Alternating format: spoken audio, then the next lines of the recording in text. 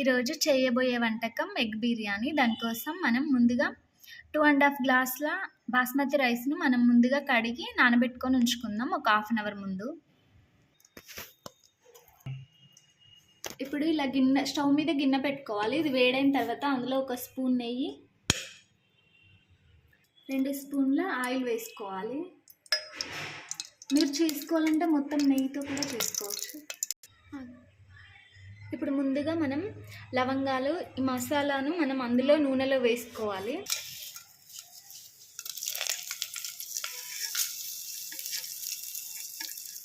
లవంగాలు, దాల్చిన చెక్క, యాలకులు 2 ఇలా బిర్యానీ సామాను ముందుగా అందులో వేసుకోవాలి. ఇప్పుడు ఇందులో మంచిగా పొడుగుగా కట్ చేసుకున్న ఉల్లిగడ్డలను వేసుకొని మంచిగా వేసుకోవాలి.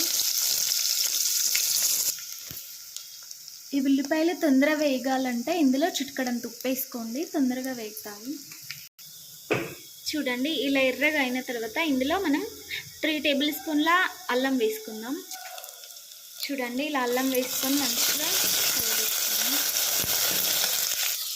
ఇప్పుడు పుదీనా వేసుకోవాలి. ముందుగానే పుదీనా వేసుకుంటే బిర్యానీకి ఫ్లేవర్ చాలా బాగా వస్తుంది. ఇప్పుడు పుదీనా వేసుకొని మనం దీన్ని దగ్గరికి అయ్యేలాగా ఉంచుకోవాలి.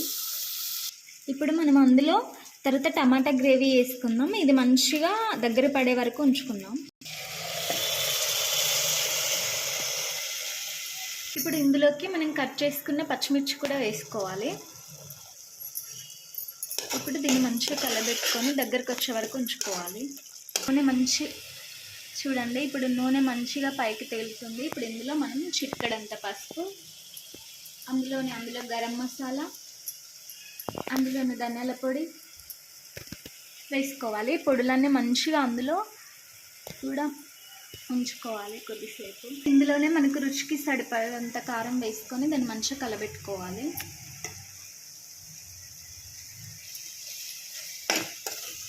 ఇప్పుడు మనం ఇందులోకి 3 టేబుల్ స్పూన్ల పెరుగు వేసుకుందాం.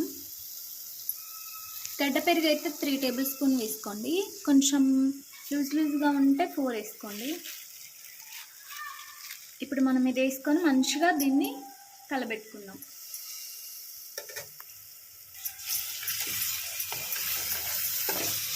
ఇలా కలిసే వరకు సిమ్లో పెట్టుకొని మంచిగా ఇలా అనుకోండి.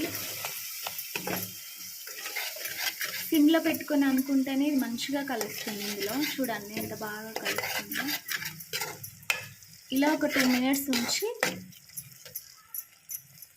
అది వేడే వరకు 2 మినిట్స్ ఉంచుతాం. ఇలా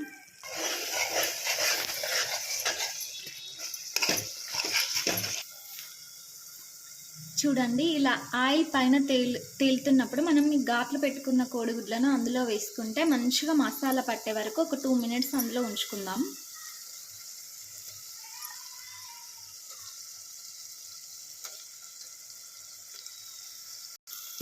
చూడండి, ఎగ్స్ మంచిగా గోలాయి. ఇప్పుడు ఎగ్స్ పక్కకు తీసుకుందాము వేరే గిన్నెలోకి. ఓన్లీ సపరేట్ ఎగ్స్ని తీసుకుందాం వేరే గిన్నెలోకి.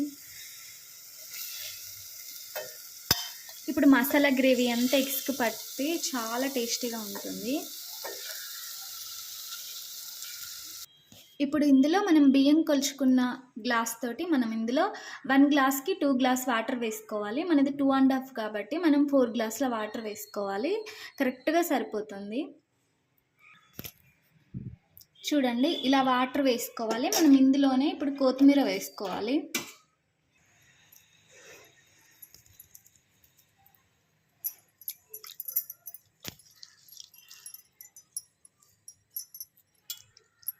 చూడండి, ఇలా కొత్తిమీర వేసుకోవాలి. ఇప్పుడు మంచిగా మసలేదాకా ఉంచుకోవాలి.